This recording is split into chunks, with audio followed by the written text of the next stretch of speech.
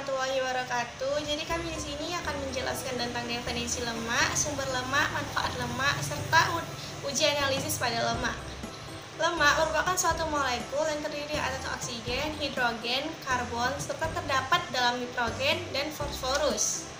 Lemak dan minyak termasuk golongan lipid, di mana senyawa yang tidak dapat larut dalam air tetapi dapat larut dalam pelarut organik nonpolar. Berdasarkan komposisinya, lemak dibagi menjadi 3, antara lain lemak sederhana yang tersusun atas trigliserida, kemudian adanya lemak campuran di mana tersusun atas senyawa bukan lemak dengan lemak. Selanjutnya ada lemak asli, di mana senyawa yang dihasilkan berasal dari hidrolisis lipid. Sumber lemak dapat dibagi menjadi 2. Yang pertama, sumber lemak yang berasal dari tumbuhan atau dapat disebut juga dengan lemak nabati. Bahan-bahan yang di dalamnya mempunyai kandungan lemak nabati yaitu zaitun, kelapa, kemiri, mentega, kacang tanah, kedelai, dan sebagainya. Sumber lemak yang berasal dari hewan atau dapat juga disebut dengan lemak hewan. Bahan-bahan yang di dalamnya mempunyai kandungan lemak hewani antara lain susu, ikan, daging, keju, telur, dan lain sebagainya. Secara umum, makanan yang berasal dari hewani atau daging berlemak, keju, mentega, dan krim susu selain mengandung asam lemak jenuh, juga mengandung kolesterol. Dengan demikian, mengurangi asupan makanan produk hewani akan lebih menguntungkan berupa pembatasan kolesterol. Selain sumber energi dan pelarut vitamin A, D, E, dan K juga merupakan sumber lemak esensial. Untuk mendapatkan kuantitas dan kualitas asam lemak yang dibutuhkan, maka sumber lemak yang digunakan yang sangat berperan yaitu sumber lemak nabati. Yang sering dijadikan sumber asam lemak adalah minyak jagung, minyak biji kedelai, minyak tipas, minyak daging bunga matahari, minyak zaitun, dan minyak kelapa. Sementara lemak yang bersumber dari lemak hewani yaitu minyak ikan COD, herring, tuna, hiu, kemuru, dan cumi yang lebih sering digunakan.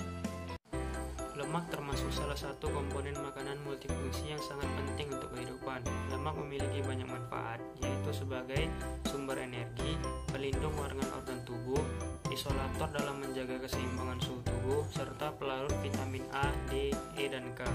Di dalam tubuh, lemak menghasilkan energi 2 kali lebih banyak dibandingkan dengan protein dan karbohidrat, yaitu sebanyak 9 kilokalori per gram lemak yang dikonsumsi. Untuk menghasilkan kesehatan jasmani yang maksimal dan normal, diharapkan untuk dapat meningkatkan tingkat konsumsi lemak sesuai dengan anjuran. Di antara lemak yang dikonsumsi sehari yang dianjurkan, paling banyak 10% dari kebutuhan energi total berasal dari lemak jenuh dan 3-7% dari lemak tidak jenuh ganda. Assalamualaikum warahmatullahi wabarakatuh. Minyak ikan adalah salah satu gizi yang mengandung asam lemak kaya manfaat karena mengandung sekitar 25% asam lemak jenuh dan 75% asam lemak tak jenuh. Lemak dan minyak merupakan salah satu senyawa organik yang penting bagi kehidupan makhluk hidup. Dikarenakan lemak memberikan rasa gurih dan aroma yang spesifik sebagai salah satu penyusun dinding sel dan penyusun bahkan bahan-bahan biomolekul sumber energi yang efektif dibandingkan dengan karbohidrat. Lemak merupakan senyawa organik yang bersifat nonpolar dan lemak hanya bisa diekstraksi ataupun dianalisis dengan larutan yang memiliki nilai polar yang sama dengan lemak, yaitu bersifat nonpolar seperti heksana dan benzena. Penentuan kandungan lemak selain lemak ada komponen-komponen lain yaitu fosfolipida, sterol, lemak bebas ataupun pigmen yang terlalu di dalamnya. Maka kadar lemak tersebut disebut dengan lemak kasar.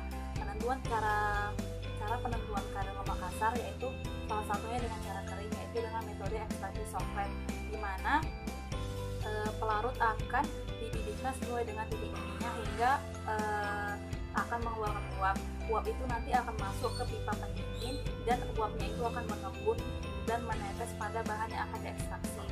Pelarut akan meredam bahan yang diekstraksi hingga penuh. Apabila sudah memenuhi pipa pelarut tersebut, maka bahan yang diekstraksi akan masuk ke labu Sofret dan larut akan dipanaskan kembali hingga menguap, sehingga tertinggallah lemak ataupun asam lemak yang ada di labu tersebut. Uji Sarkozy dilakukan untuk mengetahui kandungan senyawa steroid dan terpenoid yang ada pada sampel cendawan yang ditemukan. Kandungan terpenoid ditandai dengan terbentuknya cincin warna merah, sedangkan steroid terbentuk cincin berwarna hijau. Hasil ekstraksi dipindah ke dalam tabung reaksi dan ditambahkan larutan kloroform serta H2SO4 dengan perbandingan 1 ekstraksi banding 2 H2SO4 banding 1 kloroform. Setelah itu larutan dikocok dan menunggu sampai terbentuknya cincin. Perubahan cincin menjadi warna merah mempresentasikan adanya kandungan terpenoid dan warna hijau sebagai steroid. Analisis kadar kolesterol secara kolorimetri. Pertama, larutan asam asetat didinginkan selama 30 menit. Kemudian asam asetat anhidrat ditambahkan dengan asam sulfat pekat dengan perbandingan 10:1. Reaksi dibuat segar. Kedua, larutan standar. Sebanyak 10 mg kolesterol powder ditimbang dan dimasukkan ke dalam labu ukur 10 ml. Kemudian dilarutkan dengan kloroform sehingga diperoleh larutan standar kolesterol 1000 ppm. Digunakan sebagai larutan standar stok. Penentuan panjang gelombang maksimum kolesterol dengan reaksi Lieberman-Burchard dalam labu 5 ml. Digenapkan hingga tanda batas kloroform. Campuran diinkubasi selama 5 menit. Secara kimia, minyak dapat ditentukan parameter-parameternya untuk mengetahui kualitas minyak. Selain analisis kimia, untuk mengetahui kualitas minyak juga dilakukan uji ketengikan. Bilangan asam. Bilangan asam juga dikenal dengan indeks keasaman.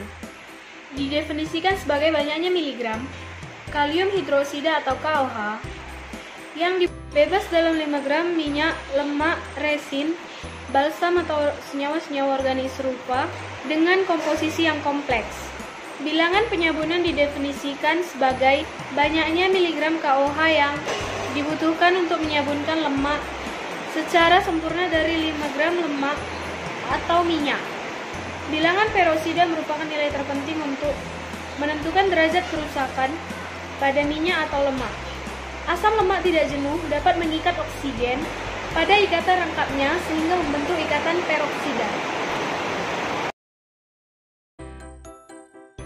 Jadi, dari beberapa paparan yang telah disampaikan dapat disimpulkan bahwa lemak dan minyak dapat digolongkan dalam lipid. Sumber lemak dapat berasal dari tumbuhan atau yang sering disebut dengan lemak nabati dan juga berasal dari hewan atau yang sering disebut dengan lemak hewani. Untuk uji analisis lemak dapat dilakukan dengan cara penentuan kuantitatif dan penentuan kandungan lemak. Terima kasih. Assalamualaikum warahmatullahi wabarakatuh. Selamat siang.